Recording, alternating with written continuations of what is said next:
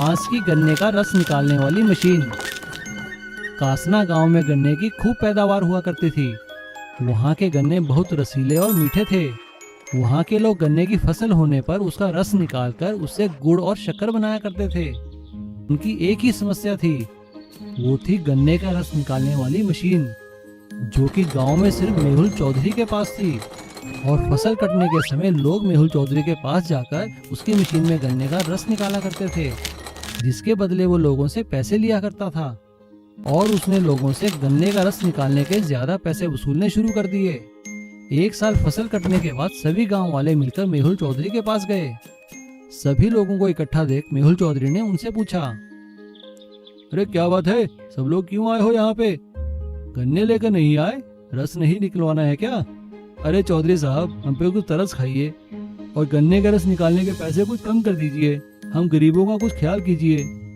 हाँ चौधरी जी, आप खुद ही देखिए, कमाई के आधे पैसे तो हम आपको दे देते हैं। आप बताइए, आजकल की महंगाई के दौर में हम क्या करेंगे? हाँ भाई, मैं भी तो वही कहता हूँ, महंगाई के दौर में डीजल का खर्चा, बिजली का खर्चा, मेरे लिए भी तो खर्चे निकालने मुश्किल है ना। तभी तो मैंने गन्ने का रस निकालने के पैसे बढ़ा दिए हैं। तुम लोग भी अपने गुड़ शक्कर के दाम बढ़ा दो, इसमें क्या है? गांव वालों की बातों का मेहुल चौधरी पर कोई असर नहीं होता। गांव वाले अपना सा मुंह लेकर वापस चले जाते हैं और गांव में इकट्ठा होकर इस बारे में बात करने लगते हैं। उसी गांव में श्याम सिंह नाम का एक लड़का रहता था। गांव वालों को ऐसे उदास देखकर उसने कहा, अरे चाचा, मुझे आप 2 दिन का टाइम दीजिए, फिर देखिए मैं आपकी समस्या का हल निकाल लूंगा। अरे छोड़ो श्याम बेटा, तुम क्या हल निकालोगे?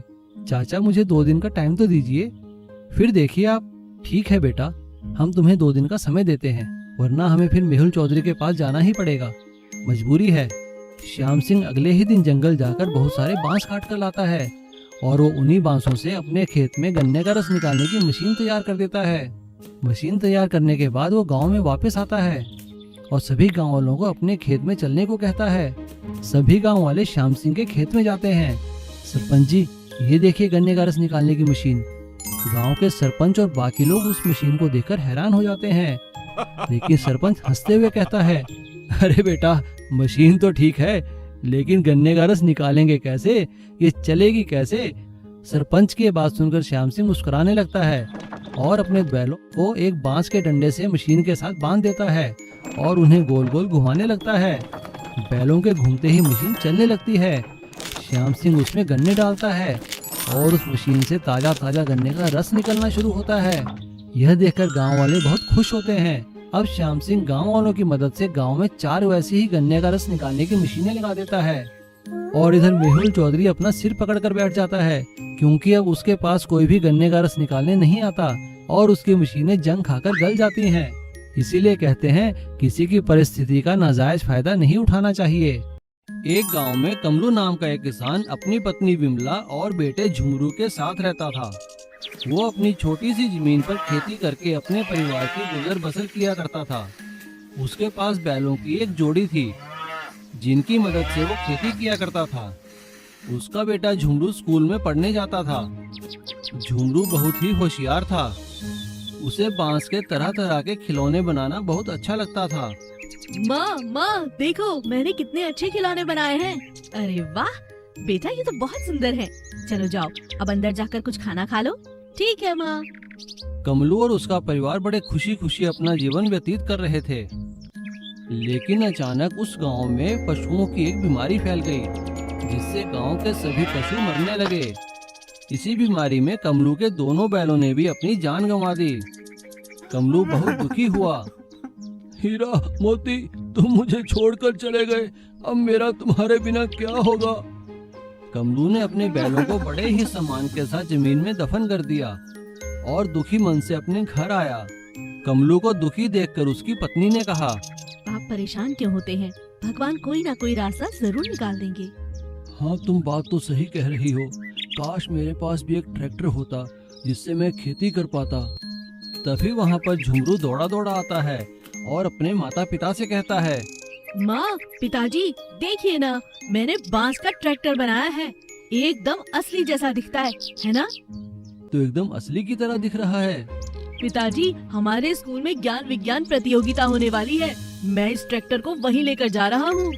और झुमरू अपने ट्रैक्टर को उसके स्कूल में होने वाली विज्ञान प्रतियोगिता में रखता है। वहाँ सभी उसके ट्रैक्टर की बहुत तारीफ करते हैं। उसके बनाए हुए इस ट्रैक्टर के मॉडल को एक ट्रैक्टर बनाने वाली कंपनी के मालिक देखते हैं और वो झुमरू के बनाए गए बांस के ट्रैक्टर मॉडल की बहुत तारीफ करते हैं। वो झुमरू की कला से इतने प्रभावित होते हैं कि झुमरू के परिवार के लिए एक नया ट्रैक्टर भेंट करते हैं। कंपनी का मैनेजर ट्रैक्टर लेकर झुमरू के घर आता है। साहब, आप कौन हैं?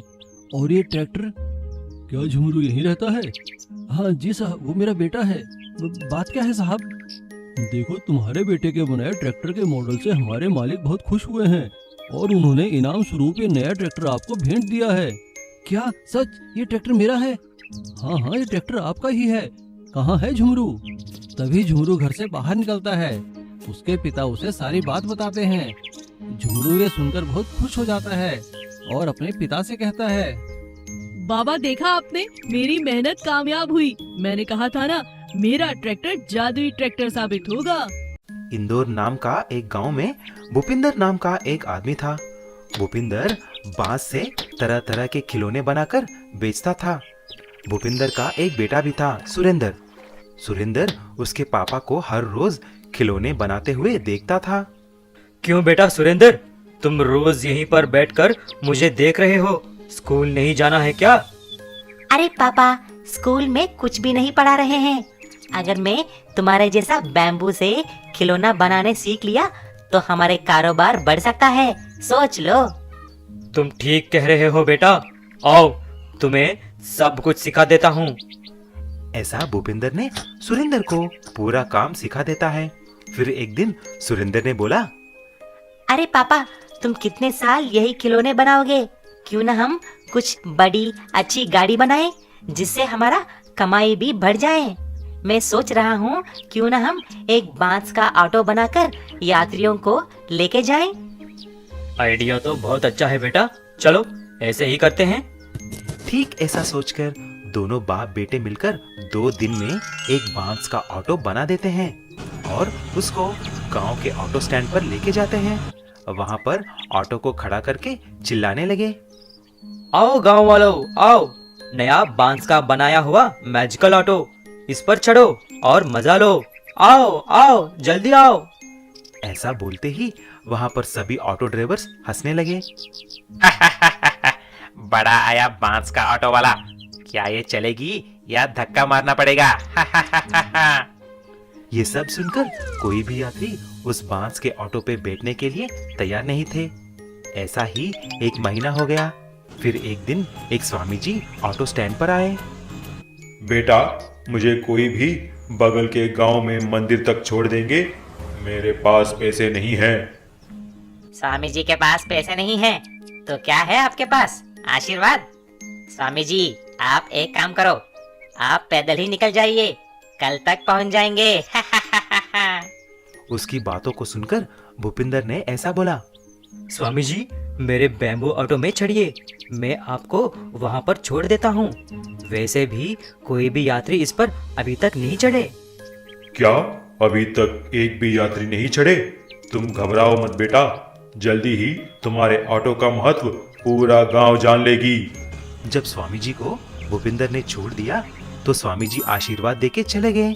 लेकिन कुछ ही दिन में एक बड़ी बारिश और तूफान की वजह से पूरा गांव डूब जाता है। सारे लोग घरों के ऊपर चढ़कर सहायता के लिए पुकार रहे थे, लेकिन भूपिंदर का ऑटो बैम्बू ऑटो होने की वजह से वह डूबी नहीं। तुरंत भूपिंदर और सुरेंद्र ऑटो में जाकर सारे लोगों को एक एक करके सबको सुरक्षित जगह पहुंचा देते हैं। ऐसा बच्चों को और बुजुर्गों को भी बचा लेते हैं। दोनों की सहायता के लिए सारे लोग धन्यवाद बोलते हैं। उसके बाद उसका बैम्बू ऑटो बहुत फेमस हो जाती है और सभी लोग उस पे ही सवारी करने लगे।